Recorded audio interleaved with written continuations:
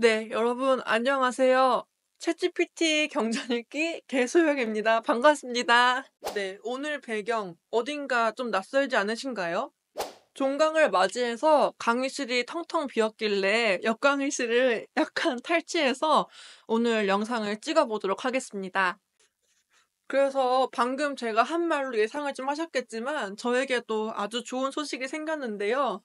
바로 저도 이제 오늘로써 종강을 하게 되었다는 소식입니다. 어쨌든 종강을 하게 되니까 왠지 마음이 후련하고 기뻐서 그동안 내가 학기 중에 읽었던 논문 중에 '가장 재밌었던 게 뭐였더라?' 라고 고민을 하게 되었어요. 제가 읽었던 논문 중에서 가장 재밌었던 논문 탑 5 안에 있는 논문을 여러분께 한번 소개시켜 드리고 싶어서 오늘 카메라를 켰습니다. 네, 제가 최근에 읽었던 논문 중에 가장 재밌었던 논문은 바로 주수환 선생님의 초기 불상의 의례적 기능과 항마 촉지인 예배상의 등장. 작은 제목, 공양 대상으로서의 불상의 기능을 중심으로 라는 논문입니다. 이게 초기 불상의 의례적인 기능, 그리고 항마 촉지인 예배상의 등장. 이게 말로 하면은 굉장히 길잖아요. 근데 초기 불상이 왜 등장했고, 왜 항마 촉지인 불상이 생겼느냐에 대해서 답변을 하는 논문이에요. 그래서 이 논문에서 말을 하는 거는 초기 불상이 왜 생겼느냐, 여기서부터 시작을 합니다. 불상은 무엇인가에 대해서 이야기를 시작해 보도록 하겠습니다. 여러분, 불상이 무엇인가요? 1번, 부처님. 3. 정답입니다. 물론 이게 가장 맞는 거고요. 그리고 두 번째, 의식의 대상이죠. 우리가 절에 가면 이 부처님 불상을 앞에 놓고서 의식을 진행하잖아요. 그래서 의식의 대상도 맞고요. 3번, 의식의 대상이면 뭐다? 공양의 대상이다.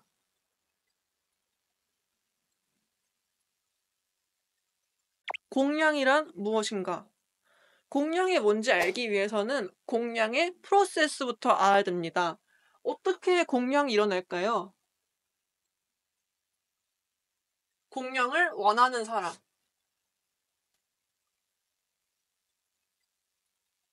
탁발. 요 탁발이란 또 무엇이냐면 승려들이 요 바루를 들고서 마을 돌아다니는 거예요. 왜 마을을 돌아다니냐? 바로 공양을 받아야 되기 때문이죠. 그래서 뭐 제 유튜브 전 닉네임 기억하실런지 모르겠지만 제 유튜브 전 닉네임이 비구니 연습생이었어요.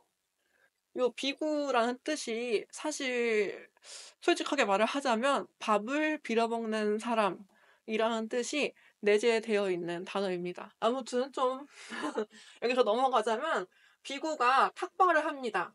그러면은 누군가 공양을 하겠죠? 누가 공양을 하냐? 대중이 공양을 해줍니다. 비구에게. 왜? 왜냐하면 비구는 이 대중에게 보답을 해주거든요. 이 보답이 무엇인가? 보시. 바로 법보시. 공양을 받았으니까 내가 가진 것 중에 최고를 드리겠습니다. 바로 불법을 드리는 거죠. 법보시, 설법을 하는 것이 바로 공양의 이유입니다. 아니, 근데 생각을 해보세요. 우리 그냥 흘러가는 말보다 소중한 쌀밥이 더 소중한 법이거늘 대체 왜 사람들은 승려들에게 공양을 했을까요? 그냥 길 가고 있는 승려들에게 대체 왜 오늘 밥을 주고 그랬을까?에 대한 궁금증이 항상 있었어요. 그리고 왜 석가모니는 왜 비구들에게 사람들에게 밥을 빌어 먹고 다니라고 했을까? 석가모니도 공양을 많이 받았다는 내용 경전에도 나오잖아요. 뭔가 저는 이런 공양을 받았다는 내용 경전에서 볼 때마다 아무래도 제 경전이 고려와 조선의 고승 집단이다 보니까 굉장히 뭐 승단에서의 사원 경제 맥락으로 좀 부끄럽지만 공양을 그런 식으로 생각을 했었는데 요 주수환 선생님의 논문을 보고서 제 나쁜 마음을 다시금 고쳐 먹게 되었습니다. 왜냐하면 요 인도에는 공양이라는 것이 공덕과 연결되는 거였어요. 요 고대 인도 사회에서는 그 브라만 같은 사제 계층에게 음식을 공양하는 것이 공덕을 쌓는 길 중에 하나였습니다. 하지만 인도 하면 뭐죠? 바로 카스트. 요 카스트 제도에서 위에 있는 사람들은 아니, 브라만들에게 공양을 해서 공덕을 쌓는 것이 가능했습니다.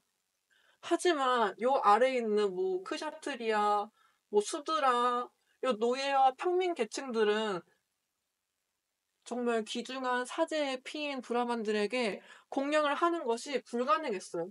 그럼 이 사람들은 어떡해요? 공덕 못 쌓는 거예요. 공덕 X. 이게 생각을 해보면은 지금 생에 공덕을 많이 쌓아야 다음 생에 좋은 걸로 태어난다는데 브라만들에게 아니 사제들한테 밥을 주지 못하면은 공덕을 쌓을 수 없는 거잖아요. 그러면은 다음 생에 또 뭐 소 잡는 사람, 노예 뭐 이런 걸 다시 태어나야 되는 거예요. 이게 정말 공양이라는 나의 것을 나눠주는 행위에도 이러한 계급적 차별이 존재했다는 것입니다. 그래서 석가모니는 이러한 공양에서 계급적인 차별을 탈파하기 위해서 자신에게 공양을 하라고 말합니다. 왜냐하면 석가모니는 수행자니까요. 그리고 자신에게 공양을 하는 것을 상당한 상위의 공덕이라고 하면서 이렇게 가난한 마을 다니면서 노예와 평민들에게 공양을 받습니다. 물론 막 돈이 없는 사람들한테 뭐 비단옷을 해와라, 고기를 해와라 그렇게 하신 건 아니고요.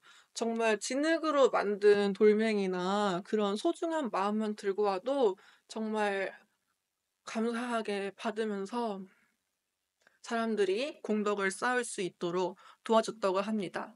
네, 그러면 석가모니가 제셋이 살아있을 때 생전에는 사람들이 이렇게 공양을 하면서 공덕을 쌓을 수가 있었어요.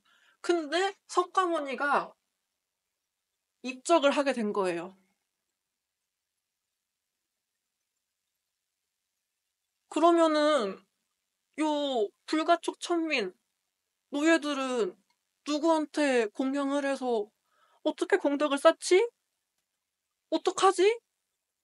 라는 질문에서 태어난 것이 바로 스투파와 그리고 불상입니다. 이렇게 생긴 그 스투파 많이 보셨죠? 석가모니는 열반에 드는 자신을 대신해서 자신의 요 사리가 내재되어 있는 스투파를 건립하게 한 것이에요. 아, 그리고 제가 석가모니의 장래에 대해서 말을 하지 못했는데, 석가모니는 정말 그 대중들이 공덕을 쌓게 하기 위해서 자신의 장래를 제자들이 아닌 일반 대중들에게 맡겼다고 해요. 그럼 석가모니의 장래를 열심히 도왔던 대중들은 또 공덕을 쌓게 되는 거잖아요. 그 정도로 석가모니가 대중들이 공덕의 평등을 누리게 하기 위해서 굉장히 노력했던 인물입니다. 그래서 석가모니는 요 스투파에 사람들이 자신의 생전 육체를 대신해서 공양을 하게 하는데요. 비록 뭐 석가모니가 인간의 몸이니까 열반에 들지만 자신의 몸이 담겨 있는 스투파에 공양을 함으로써 똑같이 공덕을 쌓게 하기 위함이었습니다. 뭐 생각보다 되게 슬픈 이야기죠. 가난한 사람들은 공덕도 쌓지 못하는 그런 사회에서 석가모니가 얼마나 큰 위안이었을지, 왜 당시에 불교가 유행하였는지 조금 이해가 가는 대목이었어요. 그 사람들이 이렇게 스투파에 공양을 올리다가 나중에는 불상의 형태로 발전을 한다는 게 본 논문의 요지였어요. 아까도 제가 말씀드렸죠? 요 공양을 드리면 설법을 드리잖아요. 아, 공양을 일반 대중이 비구에게 올리면 그 비구는 설법을 해요. 법보시. 그래서 이러한 사고방식이 쭉 내려와서 초기 불상에 설법인 도상이 출현하게 된다는 아주 재밌는 내용의 논문이었습니다. 어때요? 여러분들도 재밌게 들으셨나요?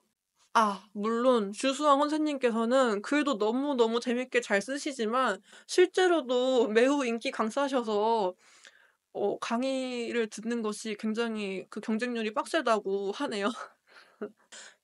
여러분들에게도 저의 재미를 소개를 해 드리고자 공양과 공덕에 대해서 오늘 작은 짤막한 야매 강의를 준비해 봤습니다. 다들 즐겁게 들으셨기를 바라면서 건강 조심하시고 다음 시간에 봬요. 안녕.